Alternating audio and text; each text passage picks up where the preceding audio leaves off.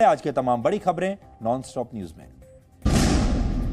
देश भर में कोरोना संक्रमित मरीजों की संख्या 5,000 को पार कर गई है। देश में कोरोना संक्रमित मरीजों की संख्या अब 5,150 हो गई है, जबकि संक्रमण से अब तक 157 लोगों की मौत हो चुकी है। स्वास्थ्य मंत्रालय के मुताबिक देश में पिछले 24 घंटों में कोरोना के 508 नए मामले सामने आए हैं, जिससे कोरोना मरीजों की संख्या बढ़कर 4,789 हो गई है, जिसमें से 353 मरीज अब तक स्वस्थ हो चुके हैं। कोरोना संक्रमण से पिछले 24 घंटे में 13 लोगों की मौत हुई है, जिसके बाद संक्रमण से मरने वालों की संख्या बढ़कर 124 हो गई है।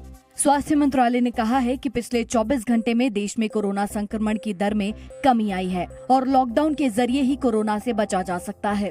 अगर कोई भी लॉकडाउन या सोशल डिस्टेंसिंग को फॉलो ना किया जाए तो वह 30 दिन में करीब 406 लोगों को इन्फेक्ट कर सकता है, और अगर हम लॉकडाउन या सोशल एक्सपोजर को 75% कम कर दें तो वही एक इन्फेक्टेड पर्सन केवल 2.5 लोगों को ही इन्फेक्ट कर सकता है। महाराष्ट्र में कोरोना संक्रमित मरीजों की संख्या 1,000 को पार कर गई है, जो देश में सबसे ज्यादा है। मुंबई के 590 कोरोना पॉजिटिव समेत महाराष्ट्र में संक्रमित मरीजों की संख्या 1,018 हो गई है। कोरोना संकट की वजह से लॉकडाउन 14 अप्रैल के बाद भी जारी रह सकता है। सूत्रों के मुताबिक केंद्र सरकार इस पर विचार कर रही है। कुछ राज्यों ने भी केंद्र सरकार से लॉकडाउन बढ़ाने की अपील की है। जो हमारे 75 जनपद हैं, इनमें से 37 जनपद ऐसे हैं जिनमें एक न एक कोरोना पॉजिटिव का पेशेंट पाया गया है। मध्य प्रदेश के मुख्यमंत्री शिवराज सिंह चौहान ने भी कहा कि जरूरत पड़ी तो लॉकडाउन बढ़ाया जाएगा। जनता की जिंदगी ज्यादा जरूरी है। लॉकडाउन सह लेंगे, अर्थव्यवस्था बाद में भी खड़ी कर लेंगे, लेकिन लोगों की जिंदगी चली गई तो वापस कैसे लाएंगे? लॉकडाउन बढ़ाने पर केंद्र भी विशेषज्ञों की राय ले रहा है। हालांकि स्वास्थ्य मंत्रालय ने कहा है कि इस पर अभी कोई फैसला नहीं हुआ है। लॉकडाउन या सोशल डिस्टेंसिंग एक मेजर है। In terms of containment major हम इस पर्टिकुलर स्ट्रैटेजी के तहत जिस टाइप के केसेस वहाँ हैं उसके तहत हम उस पर कार्य करेंगे। तेलंगाना के मुख्यमंत्री के चंद्रशेखर राव पहले ही प्रधानमंत्री से लॉकडाउन बढ़ाने की अपील कर चुके हैं। कांग्रेस की अंतरिम अध्यक्ष सोनिया गांधी ने कोरोना संकट पर प्रधानमंत्री मोदी को 5 सुझाव दिए हैं। सोनिया गांधी ने चिट्ठी भेजकर मांग की है कि कोविड-19 के अलावा सभी सरकारी विज्ञापनों पर 2 साल के लिए रोक लगे। 20,000 करोड़ रुपए खर्च कर संसद की नई इमारत बनाना इस वक्त जरूरी नहीं। सांसदों की पेंशन, सैलरी में जो 30% की कटौती की गई है, उससे मजदूरों, किसानों, छोटे कारोबारियों को आर्थिक मदद मिले। प्रधानमंत्री, केंद्रीय मंत्रियों, मुख्यमंत्रियों और ब्यूरोक्रेट्स की विदेश यात्राओं पर तत्काल रोक लगे। पीएम केयर्स फंड को प्रधानमंत्री राष्ट्रीय आपदा कोष में ट्रांसफर किया जाए। प्रधानमंत्री मोदी ने कोरोना संक्रमण पर विपक्ष के नेताओं से चर्चा की थी और कोरोना से निपटने के लिए सुझाव मांगे थे। कोरोना वायरस के बढ़ते संक्रमण के खिलाफ दिल्ली सरकार ने 5T प्लान का ऐलान किया है। दिल्ली के मुख्यमंत्री अरविंद केजरीवाल ने 5T प्लान के जरिए बताया कि दिल्ली में लगातार बढ़ रहे कोरोना संक्रमण के मामलों पर कैसे रोक लगाएंगे। दिल्ली सरकार के 5T प्लान में पहला T है टेस्टिंग, जिसके तहत रैपिड टेस्ट से पता लगाया जाएगा कि कितने घरों में कोरोना संक्रमित हैं। दूसरा T है ट्रेसिंग, यानी कोरोना पॉजिटिव 14 दिन कहां गया, पुलिस ट्रेस करेगी। तीसरा है ट्रीटमेंट, जिसमें 30,000 मरीजों के लायक अस्पताल में इलाज की तैयारी की जा रही है। चौथा है टीम वर्क, जिसके तहत केंद्र और राज्यों से तालमेल बैठाया जाएगा और डॉक्टरों, नर्सों के परिवार का खास ध्यान रखा जाएगा। 5वां T है ट्रैकिंग एंड मॉनिटरिंग, जिसमें चारों प्लान पर ठीक से अमल हो, इसकी 24 घंटे निगरानी की जाएगी।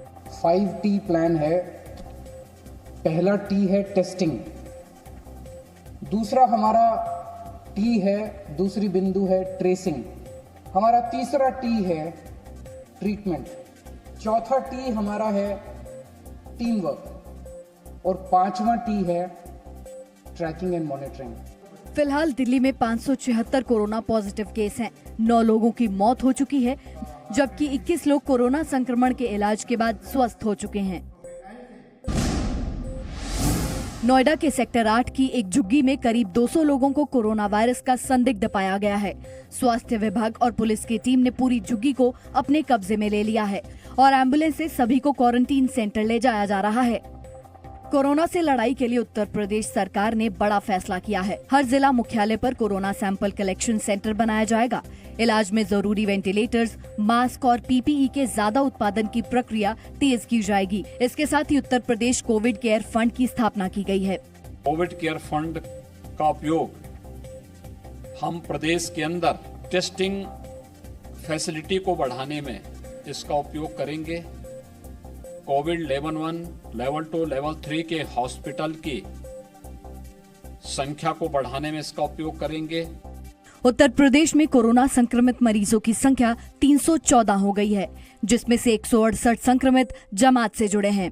राज्य में कोरोना से अब तक 3 लोगों की मौत हो गई है, जबकि 21 मरीज ठीक हो चुके हैं। 4000 लोगों को क्वारंटाइन सेंटर में रखा गया है। दिल्ली सरकार ने निजामुद्दीन के तबलीगी कार्यालय से निकाले गए 1950 जमातियों के फोन नंबर पुलिस को दे दिए हैं। मुख्यमंत्री अरविंद केजरीवाल ने पुलिस से मोबाइल नंबरों के जरिए ये पता लगाने के लिए कहा है कि 25 मार्च से पहले ये लोग कहां कहां घूमे और किससे मिले। दिल्ली के अंदर 24 घंटे मोमेंट टू मोमेंट ट्रैक करना कि जो पूरा हमने प्लान बनाया वो प्लान उसके हिसाब से चल रहा है, इसकी जिम्मेदारी मेरी है। देश के अलग अलग राज्यों में भी तबलीगी जमात के लोगों पर कार्रवाई हुई है। मुंबई पुलिस ने जमात से जुड़े 150 लोगों के खिलाफ मामला दर्ज किया है। हिमाचल प्रदेश के ऊना में तबलीगी जमात से जुड़े मामलों में 6 केस दर्ज हुए हैं। यूपी के चित्रकूट में जमात से जुड़े 36 लोगों पर एफआईआर हुई है। जमात के लोगों के खिलाफ सभी केस में जानकारी छिपाने का आरोप है। यूपी के बागपत में क्वारंटीन सेंटर से फरार जमाती को पुलिस ने 12 घंटे बाद पकड़ लिया है। तबलीगी जमात पर प्रतिबंध के लिए सुप्रीम कोर्ट में भी याचिका दायर की गई, जिसमें जमात की गतिविधियों पर पूरी तरह रोक लगाने की मांग की गई है। कोरोना संकट और लॉकडाउन के बीच आज शेयर बाजार से अच्छी खबर आई। शेयर बाजार में 10 साल में एक दिन की सबसे बड़ी तेजी दिखी। बाजार शानदार बढ़त पर बंद हुआ।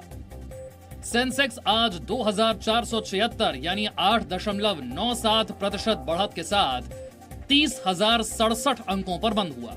वहीं निफ्टी 8.76% की बढ़त के साथ 8,792 पर रहा। बाजार में तेजी से सूचीबद्ध कंपनियों की बाजार पूंजी में 7.9 लाख करोड़ का इजाफा हुआ है। प्रधानमंत्री नरेंद्र मोदी ने पीएम केयर्स फंड में जी ग्रुप के सहयोग की सराहना की है। जी एंटरटेनमेंट एंटरप्राइजेस के एमडी और सीईओ पुनीत गोयंका ने ट्वीट करके जी ग्रुप के पीएम केयर्स फंड में सहयोग की जानकारी दी। जी ग्रुप के 3500 से ज्यादा कर्मचारियों द्वारा दी गई कुल राशि को पीएम केयर्स फंड में जमा किया जाएगा। प्रधानमंत्री मोदी ने ट्वीट करके जी ग्रुप की तारीफ की है। उन्होंने कहा कि मैं पीएम केयर्स फंड में जी ग्रुप के योगदान की सराहना करता हूं। कोविड-19 के खिलाफ लड़ाई को ये योगदान अधिक मजबूत बनाएगा।